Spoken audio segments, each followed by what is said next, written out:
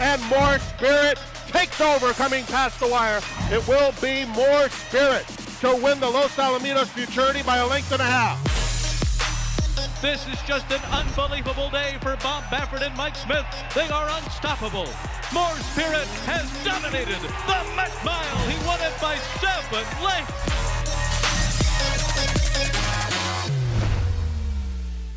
Hi, everybody. Welcome to Spa Babies, presented by Spendthrift. I'm Dan Illman, along with Nicole Russo. It's the Travers Day Spa Baby Race. Let's take a look at the field for race number 2. We're going 3/4 of a mile. $100,000 is the purse. Spendthrift Stallion Into Mischief is represented by a very expensive yearling, the number 2, Dr. Perry. And looking at these pedigrees, looking at these connections, Nicole, I would not be surprised at all if a couple of stakes horses emerge from this race. Absolutely. I mean, this is a classic Saratoga 2-year-old race. You look through the connections and you see Todd Pletcher, you see Chad Brown, you see Wesley Ward, you see Steve Asmussen. You see all the connections, all the sires you would expect to see in this race, including Spendthrift leading sire Into Mischief. And these Travers Day maidens have produced some nice horses over the years. It's a big day. People want to bring out their nice horses, and it's a terrific springboard into the fall races for these promising young horses. Only a couple of horses with prior racing experience. The number 1, Back to Normal, is one of them. Let's watch his career debut at Ellis Park over a wet track, and he ran very well in this race. He's on the outside. He just faces an extremely precocious 2-year-old. Roger McQueen won this race, and he came back to win the Ellis Park Juvenile with a 68 Buyers speed figure. Back to Normal faced a nice horse, and he might be flying a little bit under the radar in this race for Michael Maker. I certainly think he's flying under the radar, particularly with how well the Maker barn has done with its 2-year-olds, with everything across the board this summer at Saratoga. You talked a little bit about Roger McQueen, who beat him on debut. Well, Roger McQueen in his prior outing had finished behind Gunite, who we saw in the Saratoga Special recently. Roger McQueen, as you said, then went on to win the Ellis Park Juvenile. He's a very nice horse that Back to Normal faced. And I mentioned a couple of times this summer, Ellis Park flies under the radar. It produces some nice juveniles. The number 2 is Dr. Perry, sired by Spendthrift Stallion Into Mischief, a $690,000 yearling. And as you see, Into Mischief, excellent, with juvenile debut runners, 16% winners, and a lot of class on the bottom of this pedigree. The dam of Full to Cross Traffic, who I believe won the Whitney. Second dam, multiple Grade 1 stakes winning dirt sprinter, Stop Traffic. And Steve Asmussen's the trainer. And Steve Asmussen having an outstanding summer at Saratoga with his 2-year-olds, as we've seen from some of his stakes runners, and we've seen with the likes of Stellar Tap, who gave him the North American wins record a little bit earlier in this meeting.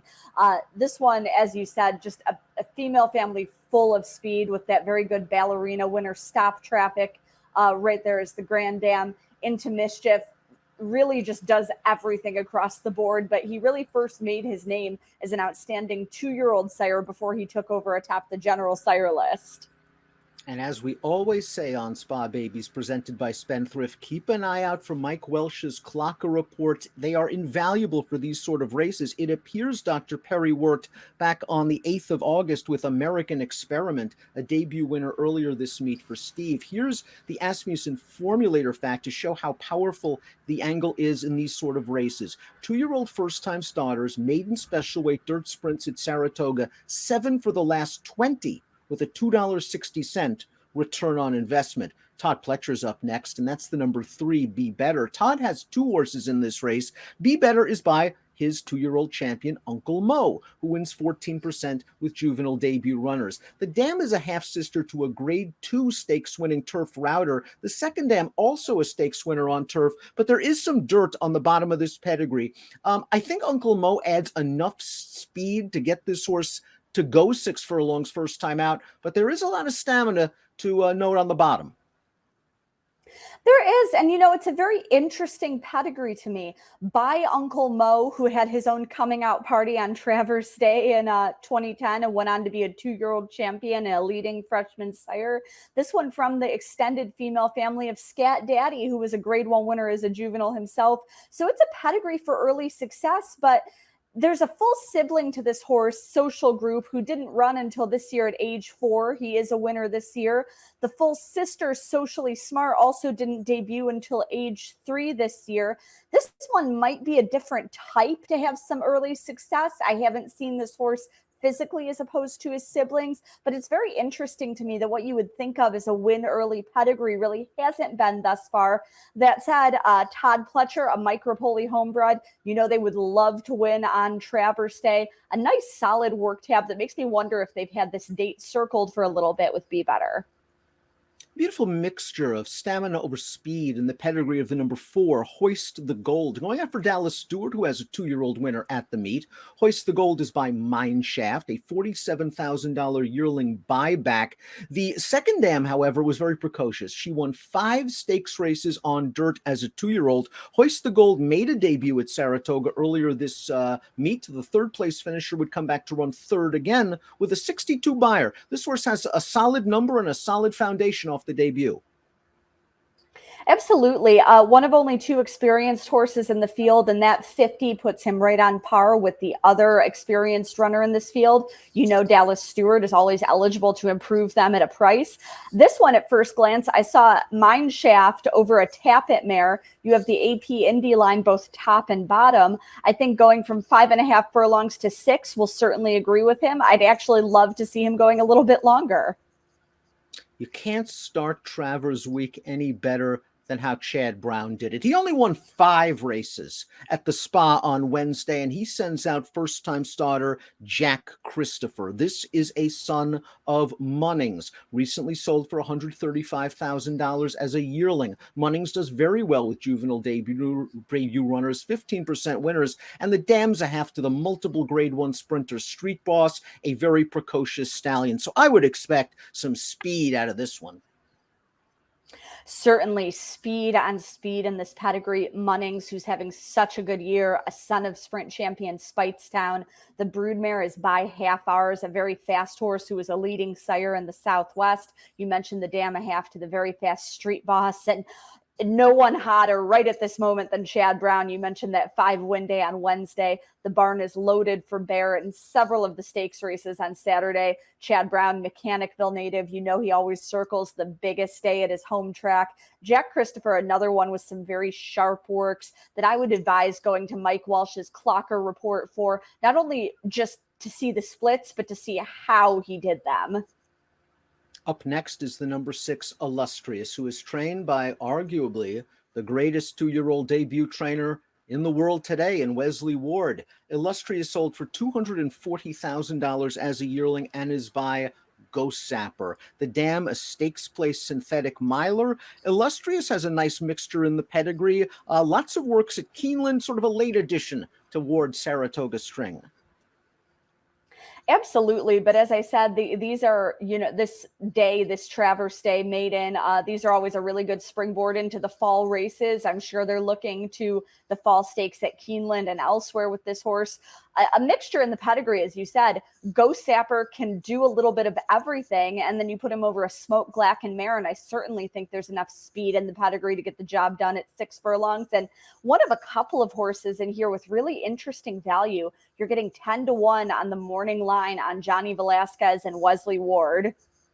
And to emphasize Ward's power with these sort of horses, here is our formulator fact. Over the past year, with juvenile debut runners in maiden special weight dirt sprints, 50% winners, 11 for 22. They get backed a $2.29 return on investment. Completing the field last, but certainly not least, is the number 7 Steinbeck. This is a gray colt by Frosty who sold for $650,000 in March after breezing a quarter of a mile in a swift 21-2. Frosted a 12% juvenile debut stallion. The dam is a half to a juvenile Grade 2 stakes winning sprinter. This is a strong female family, and Louis Saez, the leading jockey, takes the mount for Pletcher. Yeah, this is another one where I saw the morning line and thought you had a lot of value. 8 to 1 on the morning line for Saratoga leading rider Luis Saez and Todd Pletcher, who's always so dangerous with these 2-year-olds. Another one with a long and steady work tab after he was a pricey purchase in March. They've taken their time with him, and I have to think that they've got him right now if they're debuting him in such deep waters. And Frosted's second crop has seemed a bit more precocious to me throughout this spring and summer than his first crop last year. He finished his freshman season with 16 2-year-old winners. He already has 9 2-year-old winners to date this year, including some stakes runners. Top pick time for the Travers Day Maiden, our Spa Baby coverage presented by Spendthrift. Nicole goes with the Spendthrift sired runner, the number 2, Dr. Perry, for Steve Asmussen. Yeah, there are a lot of ways you can go in this race. Like I said, a lot of value in a lot of different places. I think Dr. Perry has the pedigree and the profile and offers fair value on the morning line. I will advise in the next 48 hours and on race day to watch the board, see which way the money is going, to check out the clocker reports when they're available on drf.com on Friday. And if you're able to watch these young horses in the paddock, mostly debut starters who will be seeing a big crowd on Travers Day at Saratoga. You might like a horse a little bit who winds up losing the race in the paddock. But as I said, right now, I think Dr. Perry for Steve Asmussen and Steinbeck, who looks to be kind of flying under the radar for Todd Pletcher, would be my top 2 selections on paper. Nicole, you hit all the important points. Everyone should try to get as much information as possible about these horses. Be Better, the Rapoli homebred, working out since the middle of June for Todd Pletcher. I'm curious to see what this Uncle Mo colt does first time out, and Chad Brown's on fire. We'll see what Jack Christopher does. But a fun race to kick off the early pick 4 on Travers Day Saturday. Nicole's going 2715. I'm going 3572. It's Spa Babies, presented by Spendthrift.